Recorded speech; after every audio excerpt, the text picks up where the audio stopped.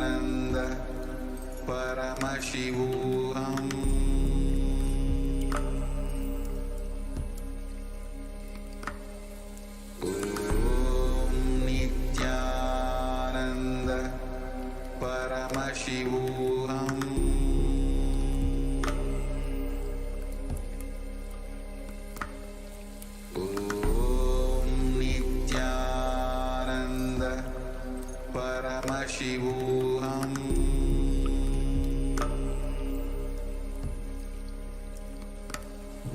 Om Nithyananda Paramashivoham.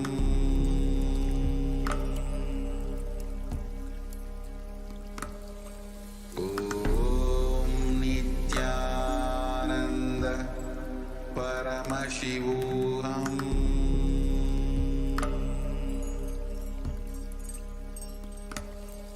Om Nithyananda Paramashivoham.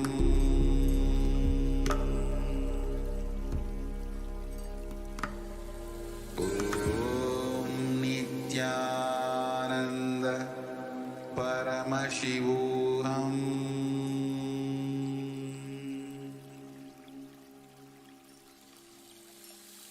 I bless you all.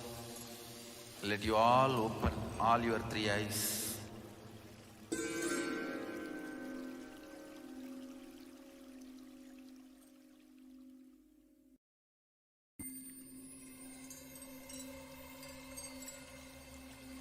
I welcome you all with my love and respect. Let you all open all your three eyes. Om Nithyananda Paramashivoham.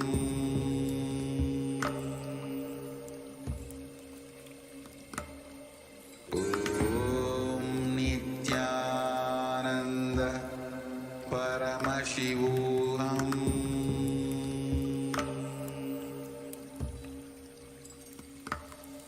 Om Nithyananda Paramashivoham.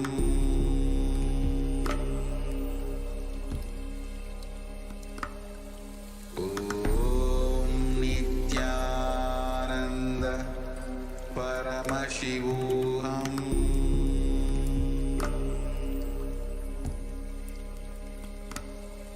Om Nithyananda Paramashivoham. Om Nithyananda Paramashivoham. Om Nithyananda Paramashivoham.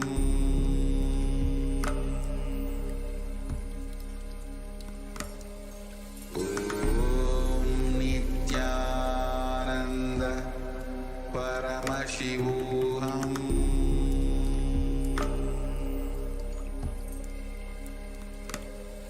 Om Nithyananda Paramashivoham. Om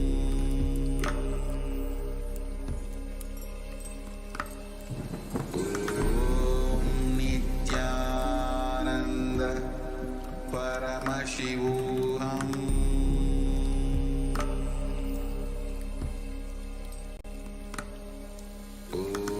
Om Nithyananda Paramashivoham.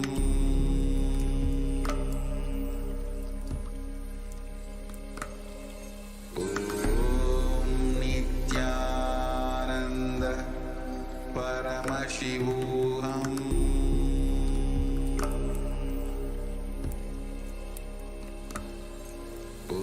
Om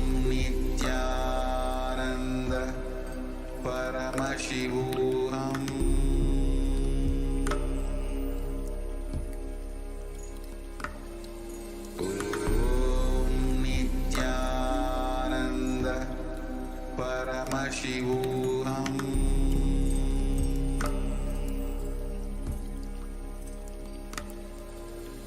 Om Nithyananda Paramashivoham.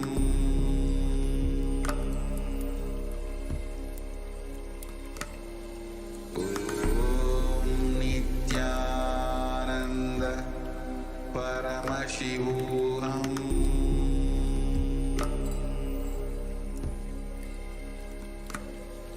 Om Nithyananda Paramashivoham.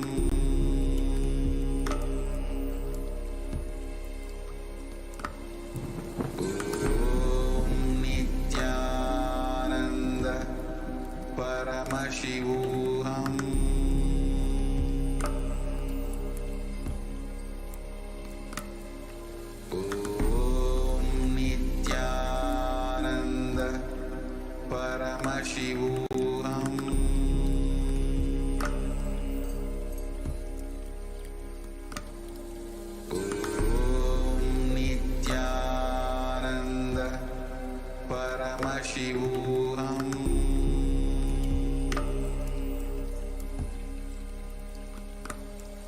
Om Nithyananda Paramashivoham.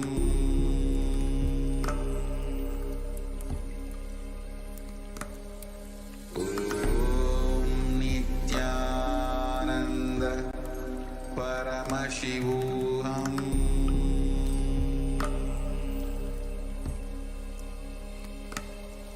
Om Nithyananda Paramashivoham.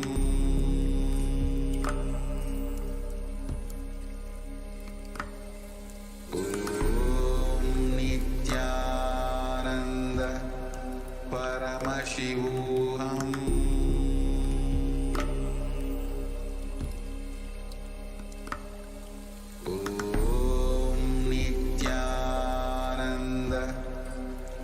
Paramashivoham.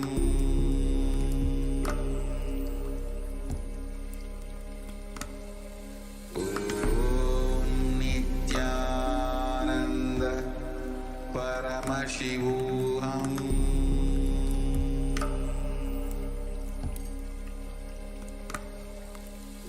Om Nithyananda Paramashivoham. Paramashivoham.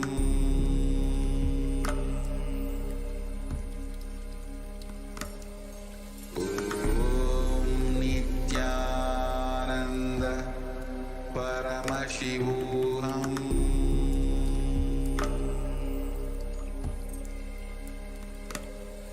Om Nithyananda Paramashivoham.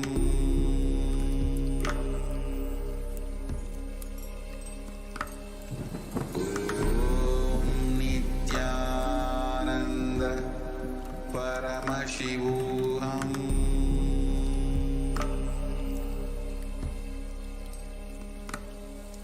Om Nithyananda Paramashivoham.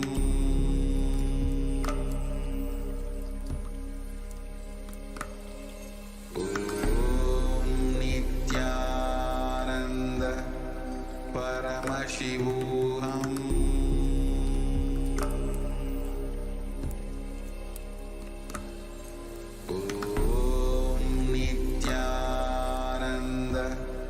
Paramashivoham.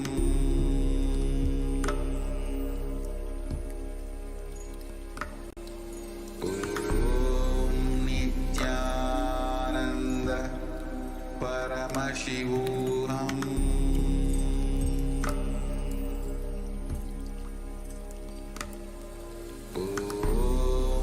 Nithyananda Paramashivoham.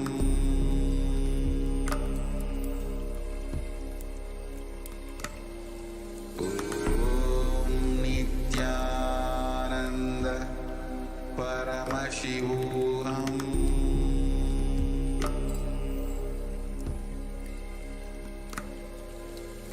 Om Nithyananda Paramashivoham.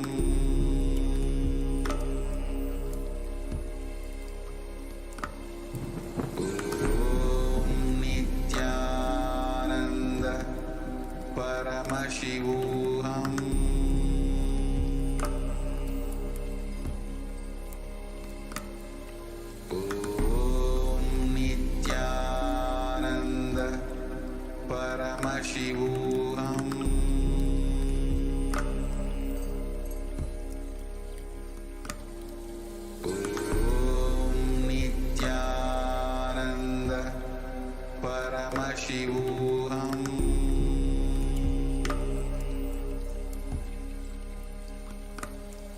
Om Nithyananda Paramashivoham.